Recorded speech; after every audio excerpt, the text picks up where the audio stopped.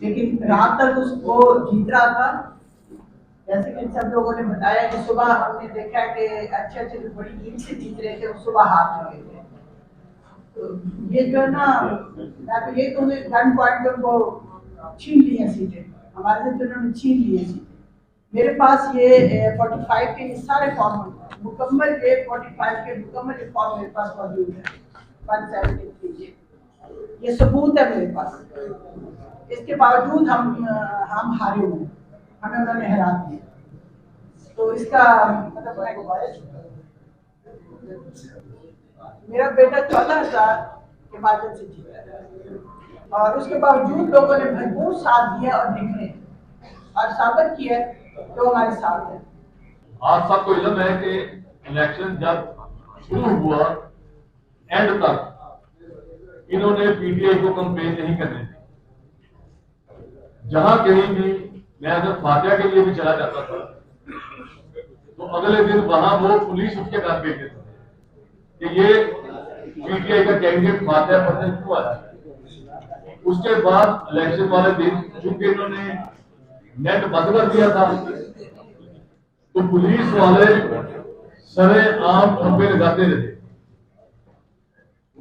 हमारे polling agents को 12 बजे पोलिंग स्टेशनों से बाहर निकाल दिया गया। फिर जाकर मैंने बड़ी मुश्किल से 3 बजे के करीब उन्हें पोलिंग स्टेशन में दोबारा बैठाया और जब गिनती की गई तो उस वक्त फिर हमारे पोलिंग एजेंट्स को बाहर निकाल दिया गया। 5 बजे पोलिंग बंद हुई और 9-10 बजे तक उसका रिजल्ट आना चाहिए था। इन्हें धांधली की करनी नहीं आई और अगर हकीकत में देखा जाए तो सरकार से नवाज शरीफ को पीपी 174 के कैंडिडेट और पीपी 173 के कैंडिडेट को लोगों ने यकसर मुस्तरद कर दिया है।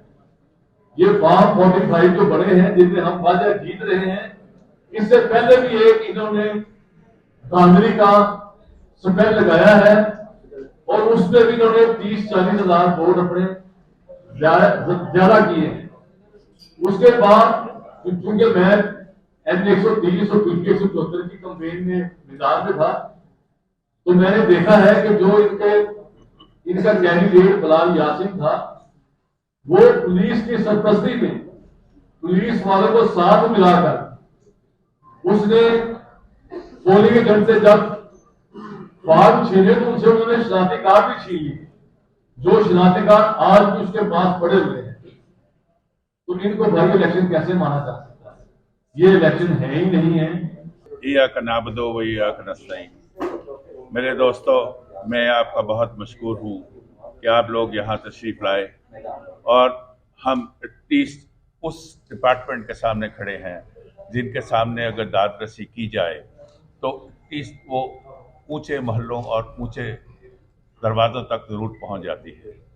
आपने मुल्क में जो गदर हुआ है इलेक्शन के नाम के ऊपर और जो रेग इलेक्शन के रिजल्ट्स अनाउंस हुए हैं, शायद पाकिस्तान की तारीख में ये वाक़या इस तरह से नहीं हुआ। रिगिंग होती रही है, परफेक्ट इलेक्शन तो पाकिस्तान की तारीख में नहीं हुए कभी, और ह्यूमन एरर भी अपनी जगह होता है। लेकिन इतनी मैसिव रिगिंग कि आप समझिए कि ये तो सुनते आए हैं कि पानी, दूध में पानी मिला दिया जाता है, यहाँ पानी के अंदर दूध मिलाया गया। अंदाजा रिगिंग का, ये क्वांटम है रिगिंग की जो पाकिस्तान में रवा रखी गई। तो मैं आपसे कन्वर्ज करूंगा, इसमें मुकाबला था डॉक्टर यास्मीन राशिद का मियां नवाज शरीफ के साथ। क्या होता आया है पहले भी, मियां साहब किस तरह से यहाँ तक आए हम उसकी डिटेल में नहीं जाते, लेकिन मैं सिर्फ इन रिजल्ट्स के मुतालिक बताना चाहूँगा कि जो सूरत हाल सामने आई, जब रिजल्ट अनाउंस होना शुरू हुए तो अराउंड मिडनाइट, मैं ये बता दूं कि इस हलके में NA 130 के टोटल जो पोलिंग स्टेशन थे वो थे 376 पोलिंग स्टेशन टोटल, और टोटल 376 में से 334 के रिजल्ट जो हैं वो अनाउंस हो गए थे। और उसके बाद जो रिजल्ट हमारे पास फिर जो यहाँ पर आए, वो उसके बाद जो लास्ट रिजल्ट आया वो 342 का था ना, 342। 342 लास्ट रिजल्ट जो अनाउंस हुआ वो 342 का तक आया। और उस रिजल्ट के मुताबिक जो सूरत हाल थी वो मैं आपको बताना चाहता हूँ। उस रिजल्ट के मुताबिक ये था कि डॉक्टर यास्मीन राशिद के 1,01,933 वोट थे। ये 342 पोलिंग स्टेशन के रिजल्ट थे। और इसके मुकाबले में मियां नवाज शरीफ के जो वोट थे वो 80,895 वोट थे। 33 पोलिंग स्टेशन के रिजल्ट बाकी थे कि इलेक्शन को रोक दिया गया और रिजल्ट आने बंद हो गए। सारी रात बाकी जो थी, आधी रात के बाद ये रिजल्ट नहीं आए और उसके बाद सुबह दिन चढ़ गया और दिन चढ़ने के बाद जब एकदम से एक बॉम्ब ब्लास्ट की शक्ल के अंदर रिजल्ट आया, तो बड़ा इंटरेस्टिंग रिजल्ट है, वो मैं आपके गुज़ार करना चाहता हूँ कि फाइनल रिजल्ट 376 पोलिंग स्टेशन का जो अनाउंस हुआ उसके मुताबिक मियां नवाज शरीफ के 1,79,310 वोट और डॉक्टर यास्मीन राशिद के जो वोट उसमें आए 1,04,485 वोट। ये डिफरेंस आपको बता दूं ताकि ये आपको ये समझ आ जाए कि क्वांटम ऑफ रिगिंग क्या थी, ये मैं आपको बता दूं। ये 33 पोलिंग स्टेशन जो रिमेनिंग थे ये उनका रिजल्ट है। इसमें से ये देख लीजिए, मैंने आपको पहले बता दिए 342 के रिजल्ट। अब ये रिजल्ट जो है 33 रिमेनिंग पोलिंग स्टेशन का रिजल्ट जो है उसके मुताबिक मियां नवाज शरीफ ने जो वोट लिए वो वोट हैं 33 पोलिंग स्टेशन में, वो उनको वोट पड़े हैं 98,415 98,415 वोट जो है मियां नवाज शरीफ को 33 जो रिमेनिंग पोलिंग स्टेशन थे उनके वोट दिखाए गए इतने पड़े। और डॉक्टर यास्मीन राशिद जो 342 में 1 लाख से जायद वोट लेके 1,01,000 से जायद वोट लेके जीत रही थी, उनको 33 पोलिंग स्टेशन जो बाकी बचे उनमें वोट दिखाए गए हैं 2,552 वोट ये दिखाए गए हैं उसके अंदर। ये वो जो रिग्ड रिजल्ट मैं आपको जो बताना चाह रहा हूं। और इसमें एक और जो बड़ी इंटरेस्टिंग चीज है कि NA 130 के अंदर PP के हल्का 173 एंड 174 ये पूरे 2 हल्के इसमें शामिल है और 170 हल्का जो है उसके 14 पोलिंग स्टेशन जो है वो इसमें आते हैं। 2 कंप्लीट PP के और एक में 14 पोलिंग स्टेशन के वोट। ये टोटल वोट जो थे 2,46,346 वोट बनते हैं जो पोल हो गए 130 के हल्के के अंदर। यानी आप देखिए बड़ी ये कोई रॉकेट साइंस नहीं है, बड़ी सिंपल बात है कि हर जो वोटर आता है वोट कास्ट करने के लिए उसको 2 जो है बैलेट पेपर दिए जाते हैं, एक नेशनल असेंबली का सब्ज रंग का, एक वाइट कलर का वो प्रोविंशियल असेंबली का। यानी जितने वोट आपको टोटल उस कॉन्स्टिट्यूएंसी में से प्रोविंशियल असेंबली के निकलेंगे उतने ही वोट जो है वो बैलेट पेपर जो है वो आपको नेशनल असेंबली के मिलेंगे टोटल। लेकिन यहाँ पे डिफरेंस जो है दोनों में, जो सबसे इंटरेस्टिंग चीज है, यहाँ से आपको अंदाजा मिल जाएगा कि वो 70,000 की जो लियाकत चट्टा साहब ने भी, कमिश्नर रावलपिंडी ने भी बात की है, वो भी बात यहाँ भी साबित हो गई। ये सब जगह इन्होंने एक यूनिफॉर्म पॉलिसी बनाई है रिगिंग की कि करना है तो फिर ये टू द कोर रिगिंग की जाए। 72,697 वोट जो हैं वो जायद वोट नजर आते हैं। और जो इन दोनों को कैलकुलेट कर लें अगर आप, तो वो 74,000 प्लस वोट है। ये ख्याल ही नहीं उस जल्दबाजी में, अर्जेंसी के अंदर इस बात का ख्याल ही नहीं किया गया कि वोट का टोटल जो तनासब है और टोटल तादाद जो है वो बराबर रहे। उन्होंने इस उजलत में कि मियां नवाज शरीफ को जिताना है और जरूर जिताना है, और वो 74,000 का डिफरेंस कहां से लेकर आए हैं, इसका जवाब तो वो दे सकते हैं, लेकिन इसका जवाब जो है जो कास्ट वोटों के अंदर मौजूद है। ये मैं वो बात आपसे कह रहा हूं जिसकी एविडेंस मौजूद है, जो अनाउंस हो चुका हुआ है। ये वो रिजल्ट है जो अनाउंस हो चुका हुआ है। तो इससे ये अंदाजा हो गया कि कितनी मैसिव रिगिंग जो है वो की गई है, और रिगिंग करते वक्त ख्याल भी नहीं किया गया। और अब मैं आपको एक और बात बता दूं, ये मैं सिर्फ आपको उस हद तक बताऊंगा, बाकी जिस वक्त इसका कोई किसी वक्त कोई इंक्वायरी शुरू होगी तो वहां हम इसकी डिटेल देंगे। लेकिन आपको यह बता दूं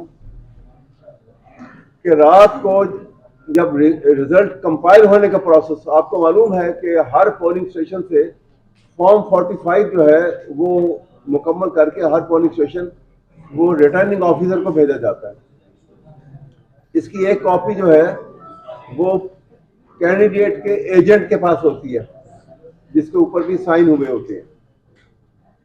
और सेक्शन 92 इलेक्शन लॉज 2017 उसके मुताबिक ये मैंडेटरी है कि जब आप फॉर्म 47 यानी फाइनल रिजल्ट रिटर्निंग ऑफिसर के कमरे में जब मुकम्मल होगा और वो फॉर्म 47 में भरा जाएगा जो इलेक्शन कमीशन को भेजा जाता है, वो फॉर्म 47 जो है वो कैंडिडेट की मौजूदगी के बगैर नहीं बनाया जा सकता। ये मैंडेटरी है। ये सेक्शन 42 में 92 के अंदर ये मेंशन है, लिखा हुआ है, स्टैट्यूट का पार्ट है ये। लेकिन जब वो स्टेज आती है आधी रात के अराउंड और रिजल्ट इन्होंने बंद कर दिया, तो सीनियर पुलिस ऑफिसर साथ काफी सारे पुलिस के जूनियर ऑफिसर उनके साथ वो बगैर इजाजत के रिटर्निंग ऑफिसर के कमरे में दाखिल हुए। और दाखिल होते ही सबसे पहला काम किया कि जो डॉक्टर यास्मीन राशिद के जो पोलिंग एजेंट थे, जो उनके इलेक्शन एजेंट थे इस पूरे हलके के, जो वहां पे उनका मौजूद होना, क्योंकि सेक्शन 92 में ये लिखा है कि जो कैंडिडेट इन पर्सन और थ्रू हिज एजेंट, तो वो एजेंट उनके वहां मौजूद थे। उनको बाकायदा जबरदस्ती he was thrown out from the room of returning officer, निकाल दिया गया वहां से बाहर, कमरा बंद कर दिया गया और प्रेमिसेस से भी सबको बाहर निकाल दिया गया, उस हाथे से भी सबको बाहर निकाल दिया गया। और थोड़ी देर के बाद ये मालूम हुआ कि गालिबन जो बात में डिटेल में भी आई है, वो रिटर्निंग ऑफिसर जो है वो गालिबन जिस वक्त स्टेज आएगी कि जहां पे उनकी स्टेटमेंट रिकॉर्ड करनी होगी तो वो स्टेटमेंट देने को भी तैयार है। उनके साथ 3rd डिग्री ट्रीटमेंट किया गया और उनको मजबूर किया गया कि आप ये यहां से छोड़ दें। उनको वहां से हटा के आधी रात को एक और रिटर्निंग ऑफिसर को अपॉइंट किया गया। और ये जो उसके बाद जो प्रोसेस ऑफ रिगिंग जो है, ये वो नए रिटर्निंग ऑफिसर जो आए, ये उनकी मौजूदगी में ये नया रिजल्ट तैयार किया गया। ये मैं आपको ये वो उस पोलिंग स्टेशन की बात कर रहा हूं जो हमारे से ताल्लुक था, उसके एनी शाहिद मौजूद हैं और इसकी पूरी डिटेल हमारे पास मौजूद है। अदरवाइज ये स्टोलन रिजल्ट की बुनियाद के ऊपर जो हुकूमत बनेगी और जो ऑफिशियल नोटिफिकेशन की जा रही है, ये स्टोलन रिजल्ट है और ये रिजल्ट की बुनियाद के ऊपर जो हुकूमत बनेगी वो नाकाम हुकूमत है, वो इलीगल हुकूमत है, गैर कानूनी और गैर अखलाकी। इसमें एक पार्टी पाकिस्तान के अवाम है, दूसरी पार्टी पाकिस्तान के स्टेट ऑफ पाकिस्तान है। पाकिस्तान के अवाम ने अपने सारे राइट सरेंडर कर दिए। आर्टिकल 5 स्टेट ने गारंटी की है फंडामेंटल राइट्स की शक्ल में कि हम तमाम आपके राइट्स जो हैं प्रोवाइड करेंगे, प्रोटेक्ट करेंगे और उनको संभाल के रखेंगे और आपको प्रोवाइड करेंगे। वो ना प्रिजर्व हुए फंडामेंटल राइट्स, ना डिफेंड हुए, ना प्रोवाइड किए गए। तो सोशल कॉन्ट्रैक्ट को आपने खुद तोड़ दिया। ये सबसे घिनौना जुर्म है, मैं समझता हूं। पाकिस्तान की तारीख को के फंडामेंटल राइट्स को इस तरह से ट्रैम्पल करके, कौम में कुचल के, रौंद के आपने पाकिस्तान के आइन की तस्वीर की है। तो मैं आपके सामने ये कहना चाहता हूं कि ये बात यहां खत्म नहीं होगी। ये पंजाब हुकूमत के खिलाफ अगर कार्रवाई नहीं की जाती, पंजाब पुलिस के खिलाफ कार्रवाई नहीं की जाती, तो फिर आप जायज रास्तों को बंद करेंगे। तो फिर जिस तरह गालिब ने कहा था ना कि पाते नहीं जब राह तो चढ़ जाते हैं नाले, रुकती है मेरी तबाह तो होती है रवां। और हम कानून के बंदिशों में रहना चाहते हैं। पीटीआई का हर मेंबर, हर कैंडिडेट, हर इलेक्टेड मेंबर, हर पार्लियामेंट का मेंबर, टॉप लीडरशिप से लेकर नीचे तक आइन और कानून की बात करता है, रूल ऑफ लॉ की बात करता है। हम आइन और कानून की बंदिशों में लेके हमने इलेक्शन भी लड़ा और अब भी रहना चाहते हैं, लेकिन अपने जायज हक के लिए हम आवाज भी बुलंद करेंगे, हम एहतजाज भी करेंगे। यह हमारा हक है और इससे हमें कोई रोक नहीं सकता हमारे हक से। क्योंकि जैसे वो हबीब जालिब ने कहा था, एक तो साबित कर दिया पाकिस्तान के अवाम ने, इस कौम के जो थे पाकिस्तानी कौम ने साबित कर दिया, जैसे हबीब जालिब ने कहा था कि कोई ठहरा हो लोगों के मुकाबिल तो बताओ वो कहां हैं कि जिन्हें नाज वाद अपने तही था। और आखिर में उसने कहा था कि हर शख्स सर पे कफन बांध के निकले, हक के लिए लड़ना बगावत नहीं होती। भुट्टो के दौर में जब हंगामे शुरू हुए थे 1977 में, तो इनिशियल जो इल्जाम था वो ये था कि चंद सीटों के ऊपर कमिश्नर्स के थ्रू धांधली की गई, ब्यूरोक्रेसी इन्वॉल्व थी उसके अंदर। और वो फिर आपने देखा कि वो एजुकेशन की शक्ल क्या बनी। तो इसलिए ये बात जो है ये सोच लेनी चाहिए, इसको आज ही दबा लें, आज ही पकड़ लें। इसको ये पाकिस्तान की बका और साजमे का मसला है, किसी का ये इंडिविजुअल की सक्सेस नहीं होगी।